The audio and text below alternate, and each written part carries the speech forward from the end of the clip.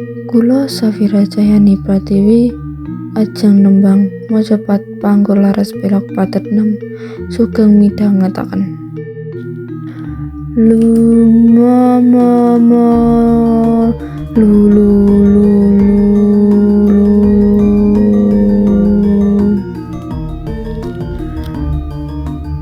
lumama nem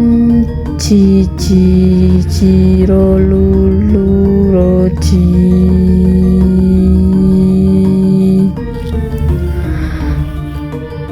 monem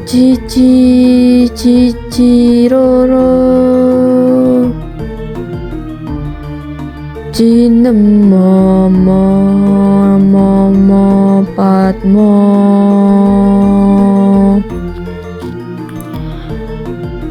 lumama nem jiro lulu nem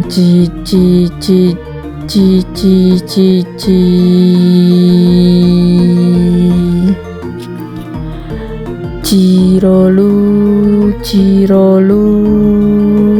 lu roji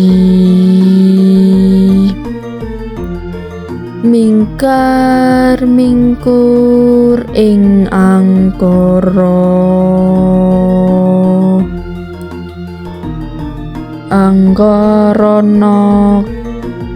karena marti siwi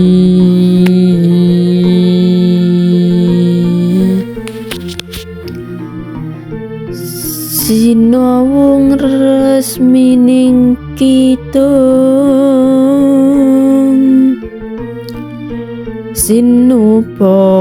sinukarto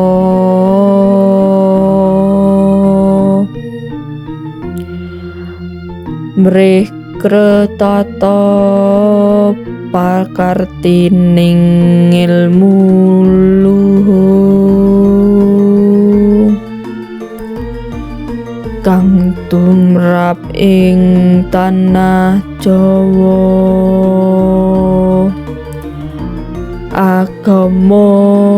agaming aji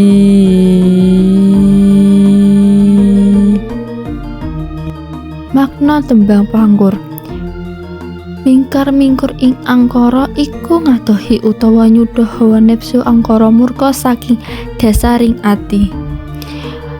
larik tembang angkrana karenan mardi siwi maknane amargi ngrasa seneng lan tulus anggenipun mula wetah utawi ndidik putra putri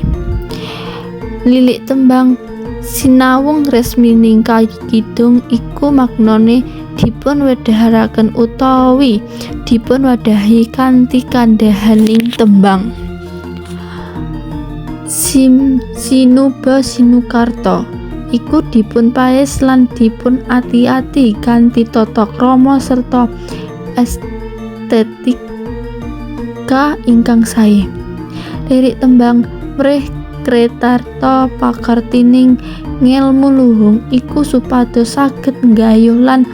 ngerlosi hakikat saking ilmu ingkang mulya kang tumrap ing tanah Jawa iku ilmu ingkang dados paugeran utawi pedoman gesang wonten ing tanah Jawi agaming aji iku agami menika dados rasukan utawi ageman ingkang nggadhahi nilai luhur kagem manungsa